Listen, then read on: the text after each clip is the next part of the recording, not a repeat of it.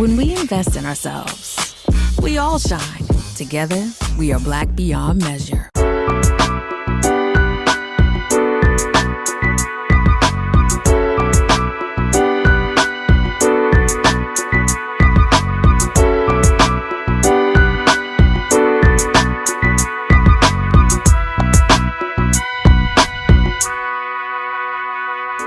Hello, everyone, and welcome to A Balanced Life with Dr. Jacquie here at Black Star Network. And you guessed it, it is Election Day. Across the country, everyone is figuring out how they're going to cast their ballot. But let me just say, getting to the polls is not always as easy as it seems. Sometimes we're stressed, there's anxiety, trying to discover not only who we're going to vote for, but do we have all the documents, the resources? Have we read the pamphlets? Do we know what the issues are? Today, our guests, Pastor JT Johnson and Dr. Tierney, we're going to talk about some of the stresses and anxieties and the polarization that is happening around the globe as people are casting their vote, but here specifically here in the United States. Hey, everyone. Hey, Dr. Jacquie. Hey, welcome. Let me tell you, this day is Election Day, and some people, did the thing. They voted early. I've seen stickers on people's shirts, on their handbags, on their briefcases. People are putting on their social media that they voted. They got their cute little Instagram and Facebook frames saying that they have already registered to vote, that they have gone to the polls and cast their vote. Yes. And then there are those people who do by mail. They send it in as an absentee ballot. But then there are the people who are going to get up early in the morning. They're going to stand in the lines and they're going to go out there. Let's talk a little bit about all the anxiety attached to voting. Pastor JT, what is it about going to the polls to cast a ballot that literally puts people in a tailspin? And thank you, Dr. Jacquie, for having this conversation on this day, because, as you mentioned, this is probably one of the most contentious elections that's happening nationwide. And I think that anxiety comes just because of the weight of the day. If you've been listening to your news, you've been reading any type of publications, probably you have been seeing probably unsolicited ads from certain candidates. You have been bombarded. And two, you just have a pulse of what's going on in society. That anxiety rises from day to day to day, and then the day comes. So we're talking about before you even get to the polling location, there is already a significant amount of anxiety that has already built.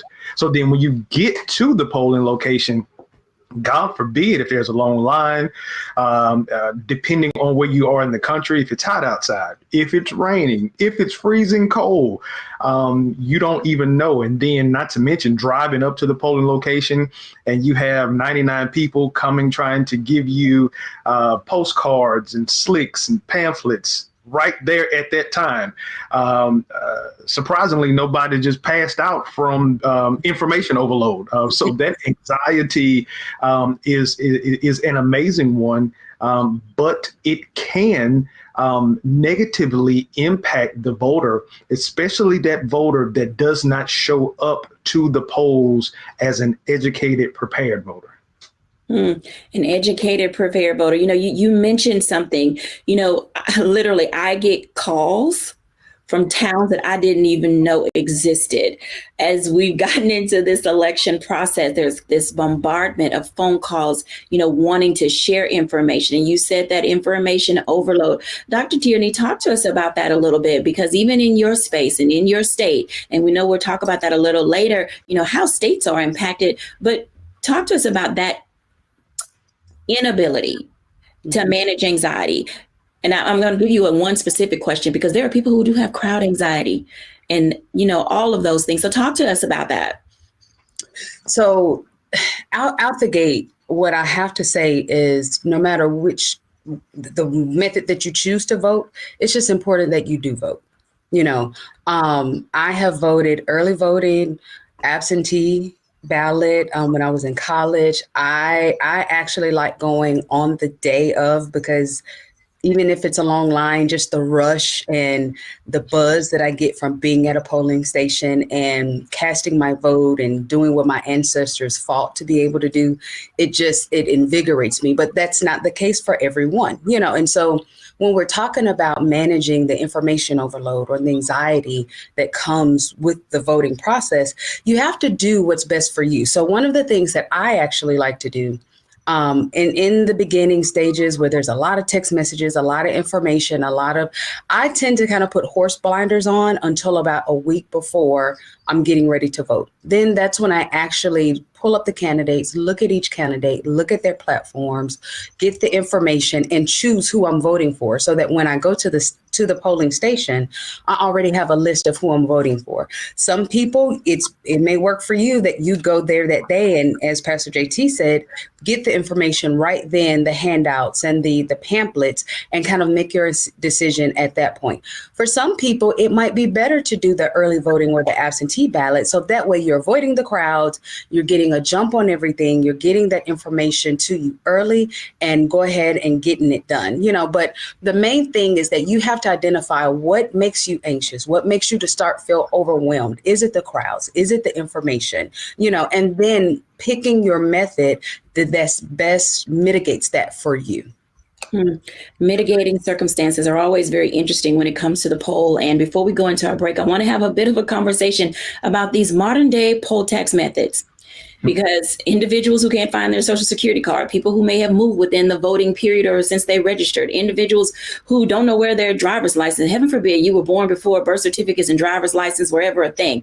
How do we help people, even in this moment, get those documents? Because this isn't going to be the last election that happens. There's quite a few more before we ever get to the presidential election. So what should it look like for people in this preparation phase? Pastor JT.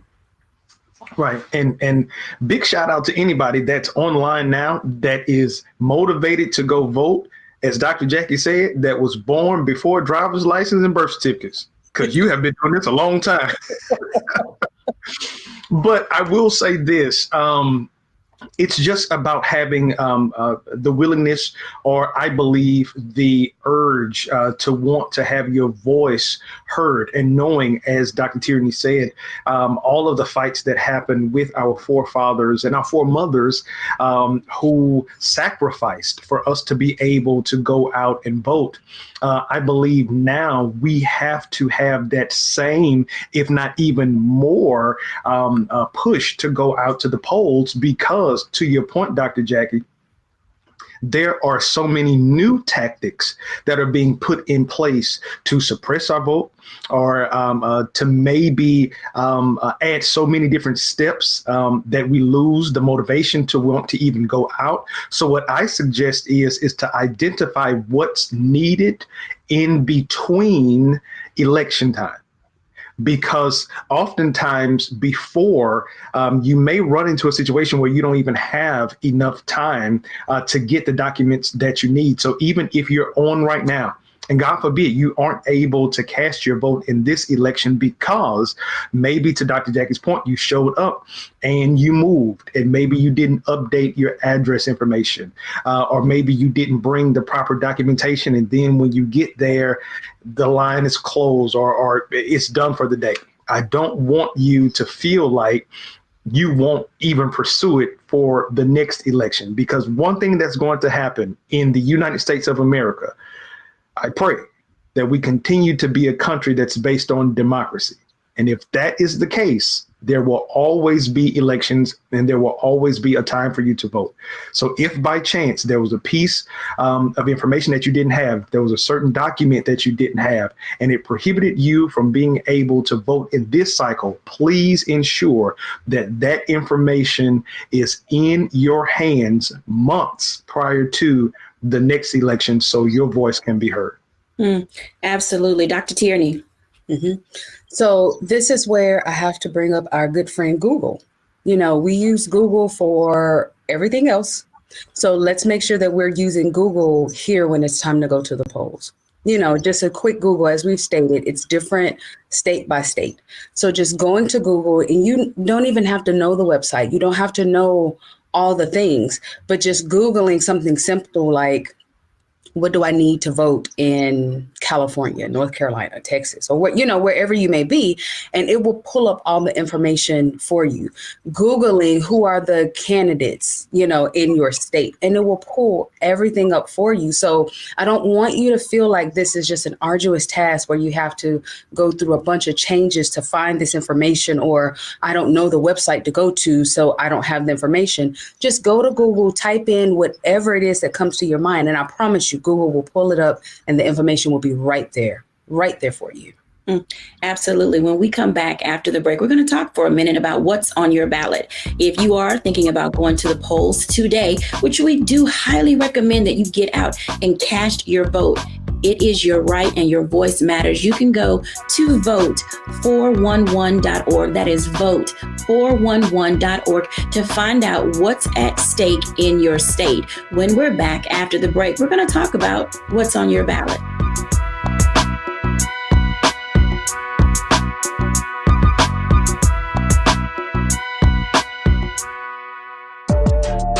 Know your rights before you vote. If you have any questions or a problem voting, call or text 1-866-OUR-VOTE. For more information, call or text 1-866-OUR-VOTE. I am Letitia Hill Gadet, owner of Ottendorf Laboratories. In America, our freedom of speech and the right to peacefully protest is a wonderful thing, but faith without works is dead. Will you take souls to the polls? If you don't vote, all of your activities were done in vain. I am an ordained minister, a presiding elder in the AME Zion Church, a wife, a mother. I am spending my time and my resources to encourage you to vote. Paid for by Ottendorf Laboratories. We've got to stand up. Republicans are banning abortion rights, tearing down democracy, blocking progress. But when Democrats stand together, we win. Because we voted, Democrats stood up for Black lives, voting to ban police chokeholds, stood up for Black women, putting one on the Supreme Court, stood up for our families, lowering cost of health care and prescriptions and capping insulin, and stood up for millions by slashing student debt. This November, let's stand up together and keep making progress. When we invest in ourselves, we're investing in what's next for all of us. Growing, creating, making moves that move us all forward. Together, we are Black beyond measure.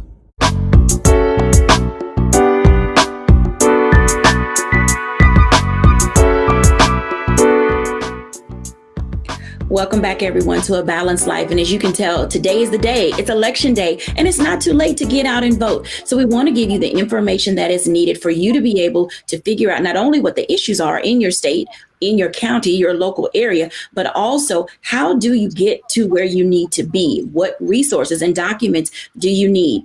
I'm going to ask this question to Pastor JT first, because I know in the state of Texas, we're always some shade of purple. First we were red, then we were blue. Now we're back to being purple again. And so knowing what's on your ballot can literally help you identify and understand the best way to cast your vote. Pastor JT, let's talk about that for a moment. What's happening in the state of Texas? Wow. Do we have enough time for that? Texas, as the young people are now saying, they're putting an ing on everything. So like the math ain't mathing. I hear that a lot. I'll just say Texas is out here Texaning. We are being who we have always been. Problematic. Wow. We are in a very contentious space in the place of Texas. And I will say that this is probably one of the most important elections that we have had in Texas history, because we are from the top, we are looking at a governor's race. And now I'm not going to take this opportunity to speak on any candidate, but I will say that there are, in the state of Texas, if you think about far left and far right, the candidates that are running actually represent those groups that they are running, and they represent them well. And so in this particular race, if there are things that we have heard across the country that have been hot topics, I know abortion in the state of Texas, immigration, education. We've even gotten to this place where we're having this discussion about our history books and what they're calling CRT, critical race theory.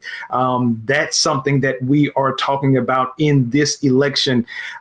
These hot button topics that you have been seeing on your major news stations, it is inflammatory in the state of Texas. And the reason why: the state of Texas houses the largest number of African Americans across the country. Let me say that one more time.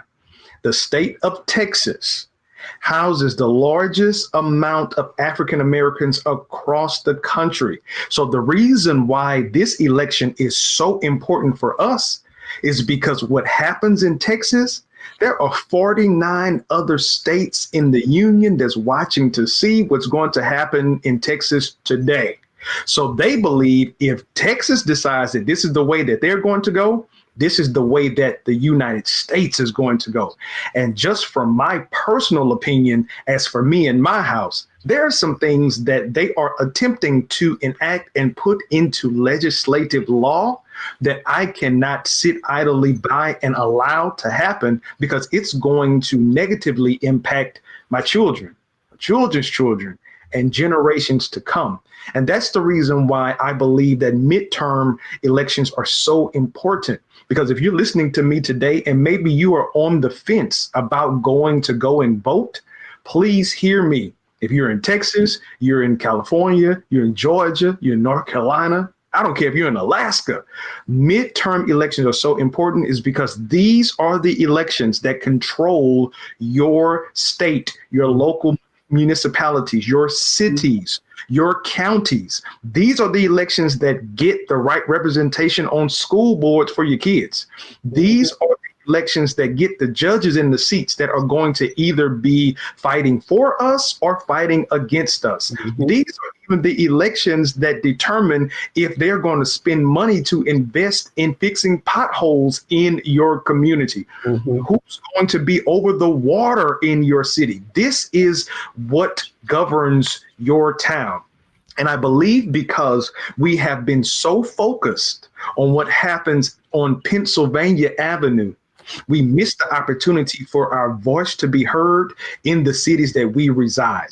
As I will be honest, and I have always said, Pennsylvania Avenue has nothing to do with me and Houston, Texas, because at the end of the day, there is a local government that governs everything here. And if you are not voting and your voice is not being heard here, you now impair the voice that will come from the White House, because that voice from the White House is buffered by the local ordinances, the state ordinances that have been put in place. And I'll say this, and I think the pastor coming out of me, I think I've closed 5 times in this segment.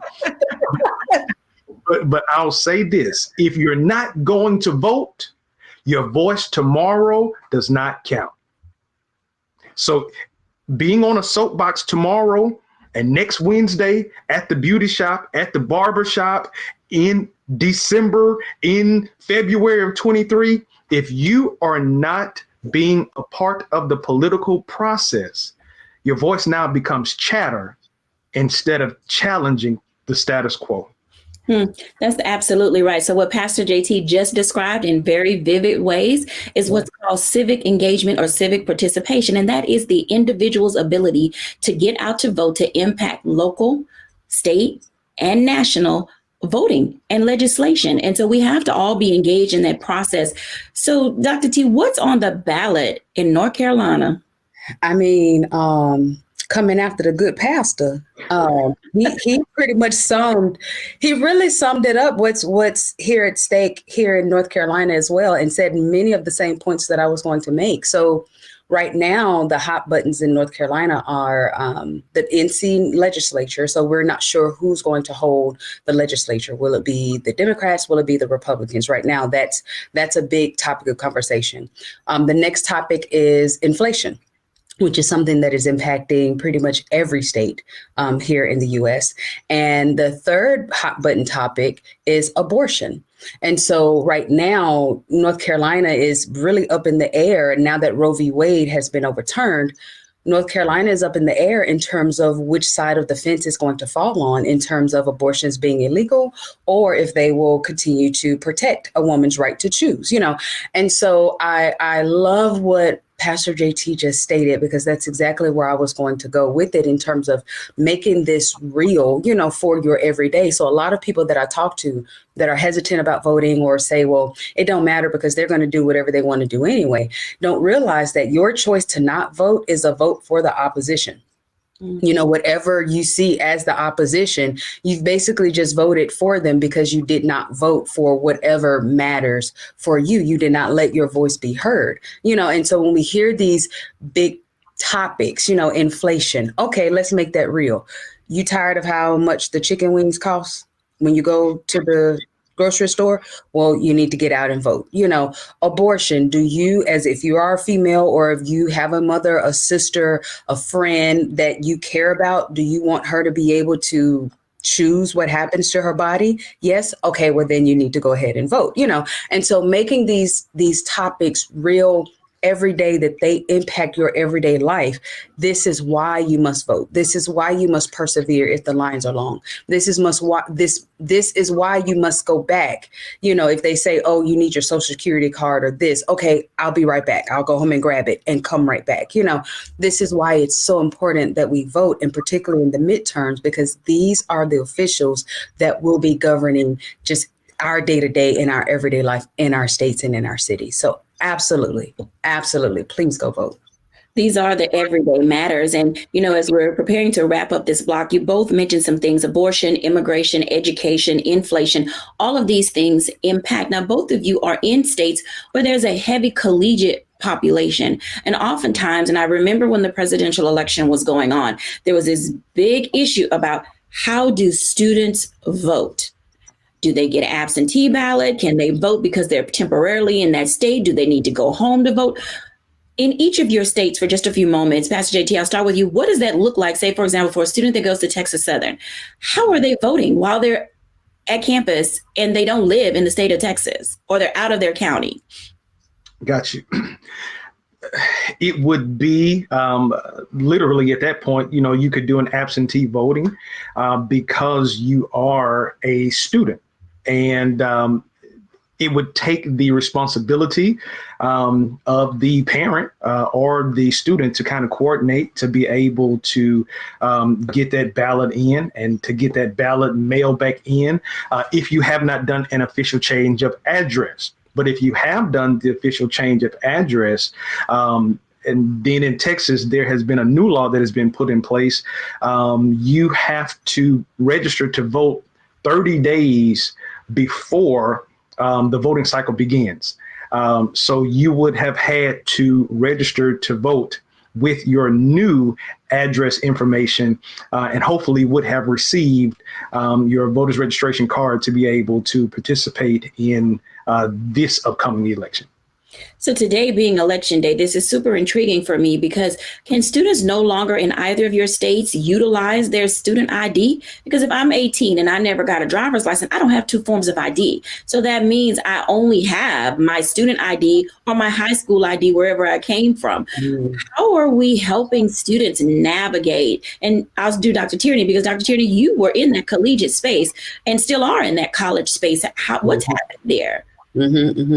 So this is where, of course, we would have to go visit our good friend Google to see if a student ID, because there has been so many changes, if a student ID will still suffice as a second form of ID in addition to a driver's license, passport, social security card. So I'm not certain there, and I don't want to give any misinformation, but definitely, it is definitely something that the conversations happen early and often on college campuses here in North Carolina. Absolutely. Because we do have a huge population of HBCUs and collegiate universities and colleges here.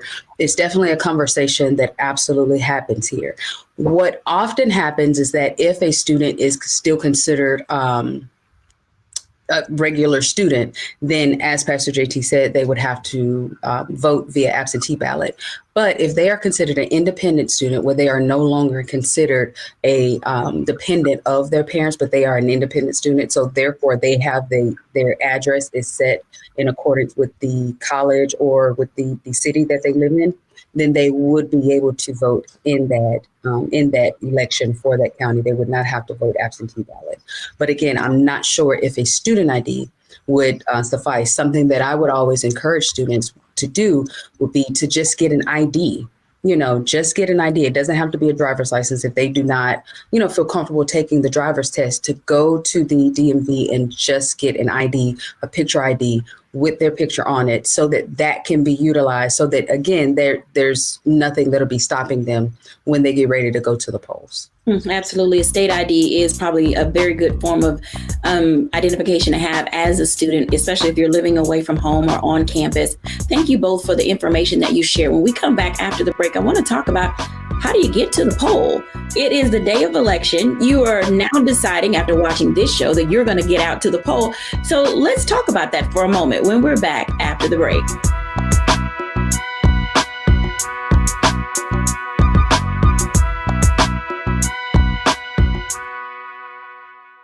I am Letitia Hill Gadet, owner of Adendorf Laboratories. In America, our freedom of speech and the right to peacefully protest is a wonderful thing, but faith without works is dead. Will you take souls to the polls? If you don't vote, all of your activities were done in vain. I am an ordained minister, a presiding elder in the AME Zion Church, a wife, a mother. I am spending my time and my resources to encourage you to vote. Paid for by Adendorf Laboratories. We've got to stand up. Republicans are banning abortion rights, tearing down democracy, blocking progress. But when Democrats stand together, we win.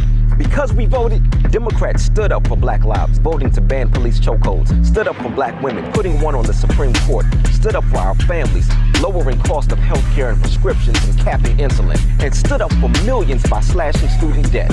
This November, let's stand up together and keep making progress. It's time to know your rights. If someone is questioning your right to vote, call or text 1-866-OUR-VOTE. For more information, call or text 1-866-OUR-VOTE.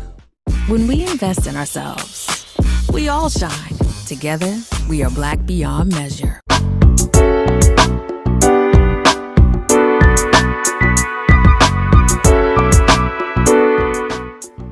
Welcome back, everyone, to A Balanced Life. And as you can tell, there is a lot at stake here as it relates to voting in this midterm election. I want to talk to our guest today about, how do people get to the polls? Because oftentimes it's not easy. And I know that work can be an issue for some people when you're trying to figure out, do I take off a half a day? Is it my legal right to be able to go out and vote? Just how do we navigate getting to the poll? And sometimes, guys, it is these hurdles, just mentally, physically, emotionally, financially. It's these kinds of hurdles that keep people from getting to the polls on the day of election. Let's unpack that for just a moment. Yeah. Well, I know here in the city of Houston, there has been a concerted effort to ensure that there are no barriers as it relates to being able to get to the polls. I know Metro Bus, our public transit system here, they are offering free rides to the polls. I know that there are a lot of churches that are utilizing their church vans and church buses to get people in the good church statement to and fro. But I believe, going back to what Dr. Tierney said, we Google everything, even to the standpoint, if you don't even want to type, you can talk to your phone. We have your preference, Siri or Alexa, and I know that they will be able to give you some information. But I know that, even if you just ask a simple question, how can I get to the polls? There are so many different ways, but I believe that goes to the voter or the person that is engaged enough to want to find every resource that's available to be able to make sure that their voice is heard and that their vote is cast. Dr. T. Yeah. And here in North Carolina, I'm not sure if they still do this, but I know that the bus system was providing free rides to people to be able to go to the polls to vote, in addition to the number of community organizations, like you said, churches that are also providing rides for people to go to the polls, to be picked up and taken to the polls and, brought back home. So there are a number of resources that are offered by either your city or by the organizations and community activist groups that are in your city that will be able to help you get to the polls. And yes, Google, if you're not sure of one, or if one hasn't, because a lot of them don't necessarily have the funds to run commercials or ads, so we won't necessarily know about them. But if you just Google, plenty will come up, and all you have to do is just click the link, find the one that works, best for you, and, offer. The thing that I really want, the thing I really want people to understand is that there are more resources out there, than maybe we even are aware of. It's easy to say, oh, well, they're not doing that, or, oh, I can't do that, or I can't, it's easy to say that, but there are way, way, way, way, way more assistance and help, that's provided than what we even know of, or even that we capitalize on. So take the time, Google, find these resources, ask a friend if they can take you, to your polling location, but definitely just seek these resources out, because they are definitely out there.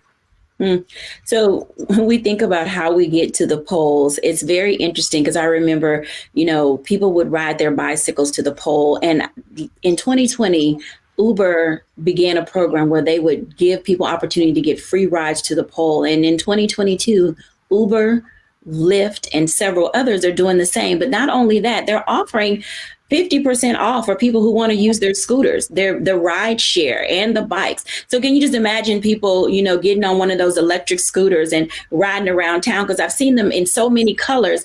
I wish that people, if you're going to take a scooter, from Uber, Lyft, or one of the other organizations that has them, send us pictures, tag us. We want to see you going to the polls. I think that one of the things that we often forget is how to be creative and innovative. And being able to get to the polls. So not only getting to the polls is an issue or a concern, but there has been some contention around polling places. So Pastor JT, talk to us about Souls to the Polls and church's ability on today or any other Sunday, in advance, because we're talking about future voting as well as election day. What role do churches play in having polling places for people to vote? Churches play a significant role, as they always have, and especially in our community. I don't think that there's any elected official that has been elected that has not attended a Black Sunday morning service. Because historically, that was our epicenter. Everything started at the church. Even if you think about the civil rights movement, that's why you had so many pastors or clergy that in the 50s and 60s that was leading the charge, because those were our community leaders, because we had not yet ascended to the place where we had African Americans that could actually sit in political seats. To be presidents of companies, CEOs, and things of that nature. So all we had was Pastor Jenkins at Mount Moriah Missionary Baptist Church. And so they would galvanize their members, and then their members now attach themselves with the millennials of that time. And I always say every generation had a group of millennials, those college students.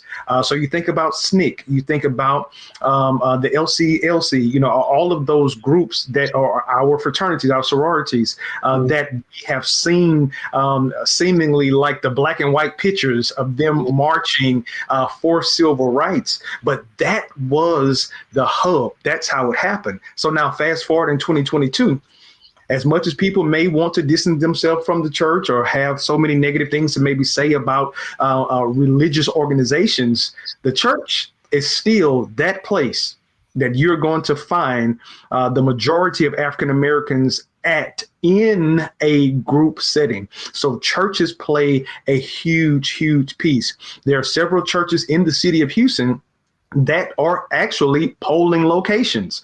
So it makes it easy for them and their parishioners to vote, as well as all of our churches are in communities. So it makes it easy for those community residents to be able to come to the church. Now, as you mentioned about souls to the polls, that's a huge initiative that kind of happens collectively with several churches and ministries. And I know we're doing, or we did a huge initiative here in the city of Houston for this particular voting cycle, where we brought churches and denominations together, and we actually caravanned. It made me feel like we were marching on Selma. I felt like power of my ancestors come on me. You know, I was about to break out and sing "We Shall Overcome." It just felt good. But we all came together, and it was after church. And so you had that spirit that I believe carried us to the polls. So we made sure that our voices was heard. And so I echoed that again.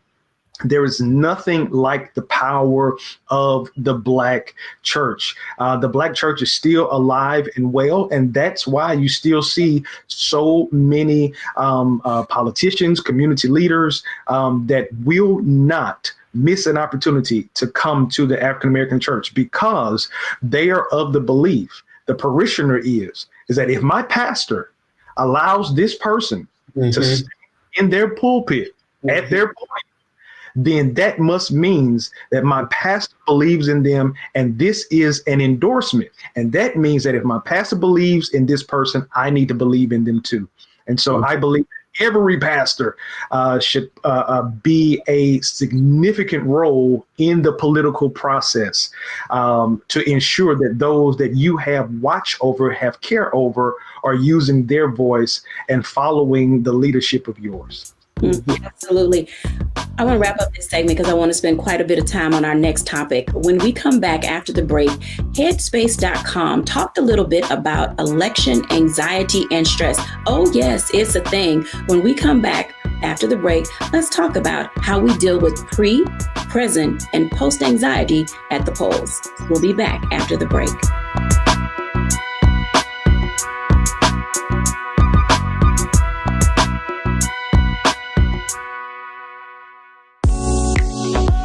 Exercise your right to vote.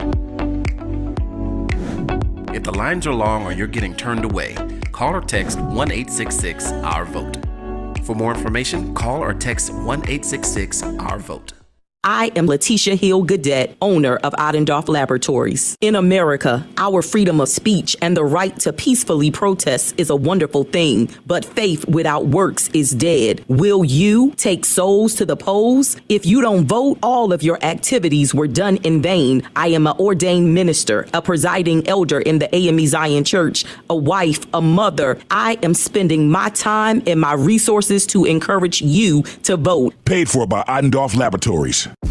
When we invest in ourselves, we're investing in what's next for all of us. Growing, creating, making moves that move us all forward. Together, we are Black beyond measure. We've got to stand up. Republicans are banning abortion rights, tearing down democracy, blocking progress. But when Democrats stand together, we win. Because we voted, Democrats stood up for Black lives, voting to ban police chokeholds, stood up for Black women, putting one on the Supreme Court, stood up for our families, lowering cost of health care and prescriptions and capping insulin, and stood up for millions by slashing student debt. This November, let's stand up together and keep making progress.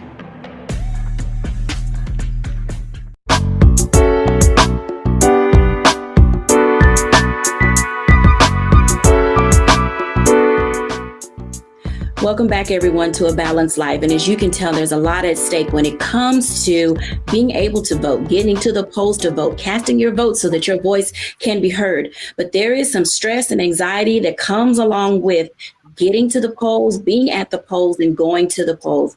I want to talk to Dr. Tierney for a moment about that, because when we talk about stress and the way that it affects us mentally, emotionally, socially, it can really wreak havoc on us. Dr. Tierney, talk about stress with us in a way that people can understand and identify when they're having a little bit of rise up and anxiety, because it presents itself in different forms for many people. Absolutely. Absolutely. So Stress is definitely one of those things that, unfortunately, in our society today, we've kind of normalized it. So for a lot of us, we don't even know necessarily when we're feeling the stress or that we're under stress. We may do things to kind of cope with the stress, not even knowing that that's what we're doing. So sometimes if we're feeling stressed or anxious, we may find ourselves fidgeting, quite a bit, or we might find ourselves talking quite a bit, or talking more fast or rapidly, about whatever it is that's causing us stress, or maybe something else that maybe doesn't even, attach to the thing, but we're just finding ourselves just needing to kind of talk. We may also find ourselves becoming very tired, weary, sleepy, wanting to just take a nap. We may find it present itself in our bodies. So if you start to feel like tension through your neck and through your shoulders, tension in your lower back or in your legs, you may be clenching your muscles because of that stress and that anxiety. So it's really important that we start to make sure that we're taking the cues from our bodies, cues from our actions to let us know when we are experiencing any type of stress or anxiousness, or like we're bracing for impact. And when we notice that, the first thing that we have to do is first identify, okay, why am I so stressed about this situation? What about this situation is causing me stress? And so since it's election day and we're talking about the stress and overwhelm and anxiousness that comes with going to the polls, that's where you have to stop and say, okay, am I stressed because there's going to be a crowd? And I don't do well in crowds. Am I stressed because I don't know, I'm supposed to be Democrat, but I don't know any of the Democrats. So how do I know what to do when I get there? Or are they going to ask me for something that, or maybe I was just, a previous felon. So can I still vote? And is there going to be police there? Or, these are real anxieties, real fears that people go to the polls with or experience before going to the polls that can become a hurdle, to stop them from going to the polls. So this is where we have to first say, all right, what is the best way for me to vote? If I know that being around large crowds is going to cause me stress and anxiousness, or I'm starting to feel it well up, just even thinking about going to the polls, this is where you make a plan to say, all right, I'm going to the poll early, or I'm going to early vote, or I'm going to vote via absentee ballot. If you're not sure if you are going to be stopped at the polls, harassed at the polls, what you're going to need at the polls, this is where you may invite a friend to go to the poll with you. This is where you Google and say, okay, what do I need to have with me to go to the polls to ensure that I'm not stopped, at the polls? Do whatever it is that you need to do for you to mitigate that stress and that anxiousness, because what we don't want to happen is for us to go into shutdown. Too much stress, too much anxiousness, too much overwhelm will cause us to shut down, and what we don't want to do is hit that wall of shutdown and say, well, I'm just not going to, I'm just not going to deal with it, or I'm just going to avoid it, because then what you'll be doing is setting up a dynamic that looks something like voting equals stress. So I'm not doing it, and that's definitely what we don't want you, to do. There are a number of ways that we can address the stress, deal with the stress properly so that you can still let your voice be heard. But the number one thing is just to realize when you start to having stress, why are you having that stress? And then let's find some ways to mitigate that stress by taking one of these different type of actions that'll still get you to the polls in a less stressed way as best as can be possible. Yeah, trying to figure out how to mitigate stress can oftentimes be really difficult. The American Psychological Association literally talks about that and how it polls people close to election time just to see how they're feeling. So Pastor JT, when you get these calls from these unknown numbers, when in these small towns that you didn't even know existed, when people come knocking at your door to talk to you about whether or not you're getting to the polls, and of course we know that after election day on today, there are going to be all these post calls and all of these post surveys of people coming around. Did you vote? How did it go? Et cetera, et cetera. Do we ever release ourselves from this type of anxiety of always being queried when it comes to elections? I don't think we do. And I think that may be to our detriment, because it's always a vote, or it's always an election, and there's always an issue. It's kind of almost like, I believe that we needed to have a moment to unplug during quarantine, because, if you were like me and most Americans, man, during quarantine, we didn't have nothing to do but, watch TV. And depending on what you watched, it could have created some things in you that you are living in now that you didn't even know was happening. So I believe that our anxiety levels increased. I believe that our fear increased. Even thinking about the racial tension that was going on in America, that was at the forefront during that 2020, 2021 time. So now we look at it in 2022, it has increased. And so I think, to your point, to your question, I don't necessarily think that we do. Would I suggest that we do? Yes, because I think too much of anything is bad. I think that we need to have some way to decompress, some way to release what we have received, and maybe having an opportunity to replace it with something else. I believe that is going to be something that will help you not to have stress overload, because the fear is that you would wear your stressors out so much that you become lethargic at the next voting cycle, or you remove yourself and engagement that once was there is removed completely.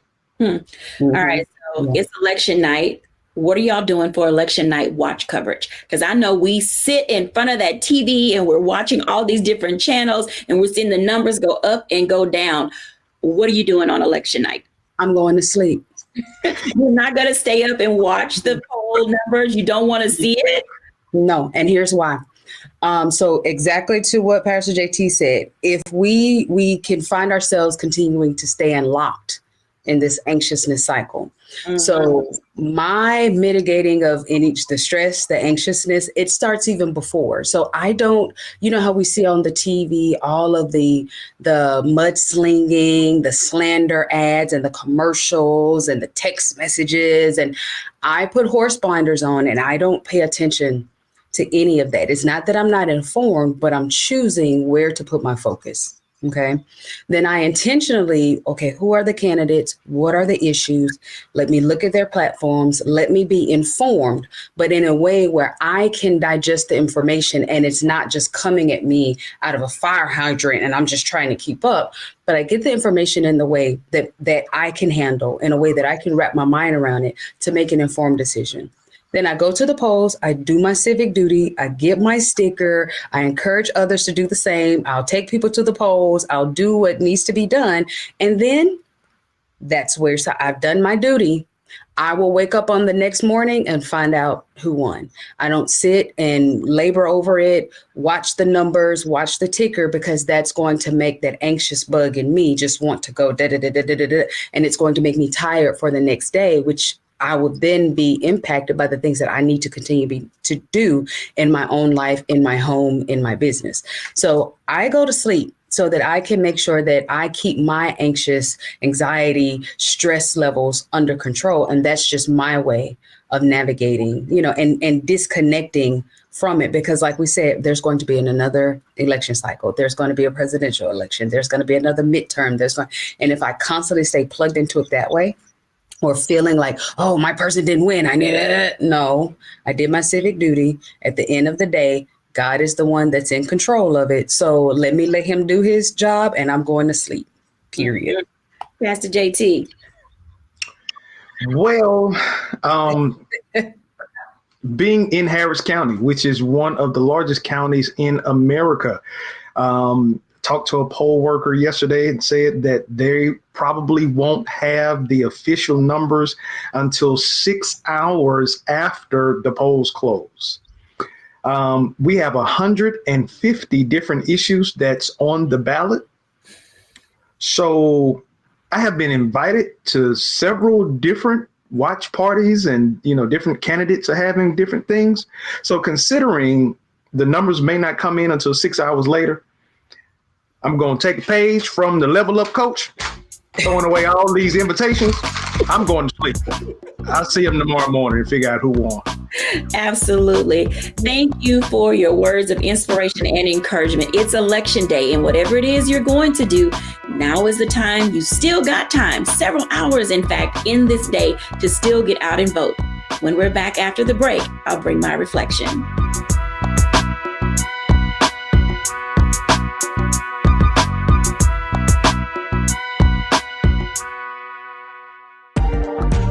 Know your voting rights. If you are unsure where to vote or don't know if your polling location has changed, call or text 1-866-OUR-VOTE. For more information, call or text 1-866-OUR-VOTE.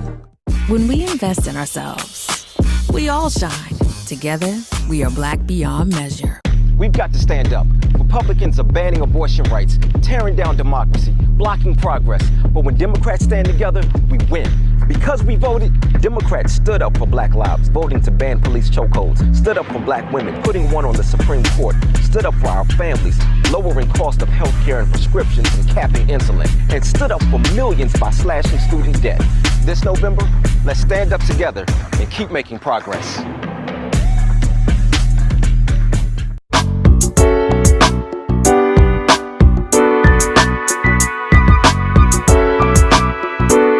Welcome back, everyone, to A Balanced Life. As you can tell, your vote is your voice. Get out today, cast your vote. Let the world know what you think, how you feel about the issues. But in the midst of doing that, also take time to step back and breathe. Do your due diligence. Even if you're just now deciding to go to the polls, go to vote411.org. Find out what the issues are. If you haven't done that already, get your ride share together. Call Uber, call Lyft, get a scooter. Do whatever it is that you need to do to get out to vote today. Yes, today, get out and vote today. It's a matter of importance. No matter how you feel about elections, whether you're on the left, the right, whether you're Democrat or Republican or independent, or if you're green, it doesn't matter. But where you cast your vote does. Be a part of the civic duty and the participation process. Thank you all for watching, and happy Election Day. Bye now.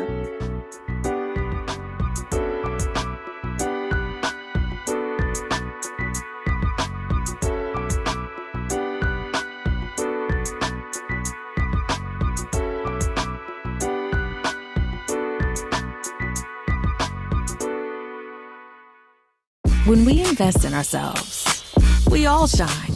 Together, we are Black beyond measure. Hatred on the streets, a horrific scene, a white nationalist rally that descended into deadly violence. White people are losing their damn minds. As an angry pro-Trump mob storms the U.S. Capitol, we've seen We're about to see the rise of what I call white minority resistance. We have seen white folks in this country who simply cannot tolerate Black folks voting. I think what we're seeing is the inevitable result of violent denial. This is part of American history. Every time that people of color have made progress, whether real or symbolic, there has been what Carol Anderson at Emory University calls white rage as a backlash. This is the rise of the Proud Boys and the Boogaloo Boys. America, there's going to be more of this. Here's all the Proud Boys, guys. This country is getting increasingly racist in its behaviors and its attitudes because of the fear of white people. The fear that they're taking our jobs, they're taking our resources, they're taking our women. This is white fear.